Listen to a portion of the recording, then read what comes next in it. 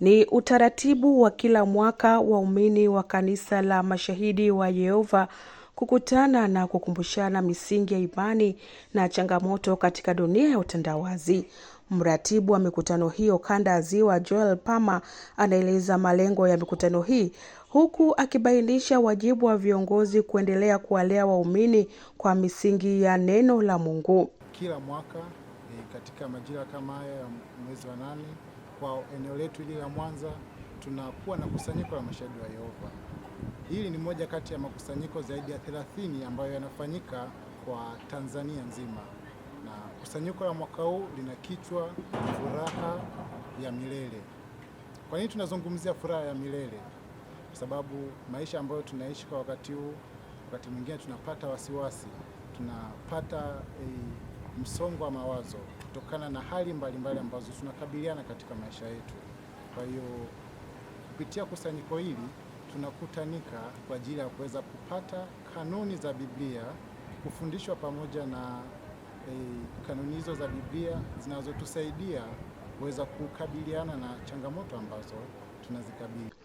Viongozi wanasisitiza kuwepo kwa mada zinazolenga kubadilisha maisha ya waumini haswa katika muda wa changamoto za maisha mseto katika jamii. Ukikaa kwa ukaribu kwa kujifunza neno la Mungu ambalo ni Biblia, litakupa furaha ya milele.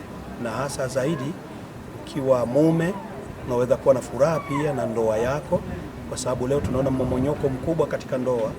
Ndoa nyingi watu wanakosa furaha katika ndoa, na hata wengine wametalikiana, na hata wengine wamefika mahala wameachana kwa sababu tu ndoa haina furaha.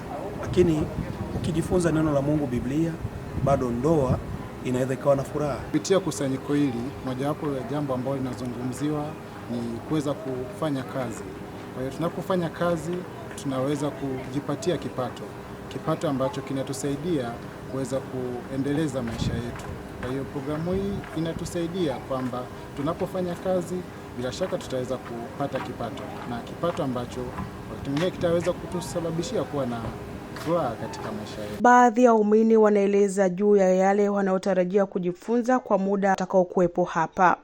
Kwa hiyo kupitia hizo changamoto, licha ya zile changamoto basi ambazo zinaweza kufanya mtu asiwe na furaha, lakini kupitia mkutano huu au kusanyiko hili mimi nimejifunza kwamba ninaweza kuwa na furaha licha ya changamoto zilizopo katika ulimwengu. Kwa hiyo kama kijana, kusanyiko hili limenisaidia jinsi ninaweza kufanya maamuzi mazuri, yanaweza kutegemea masuala ya kazi, burudani, jinsi ninaweza kutumia mitandao ya kijamii ili niwe na furaha sasa na hata wakati ujao, lakini pia niwe mtu mzuri katika jamii.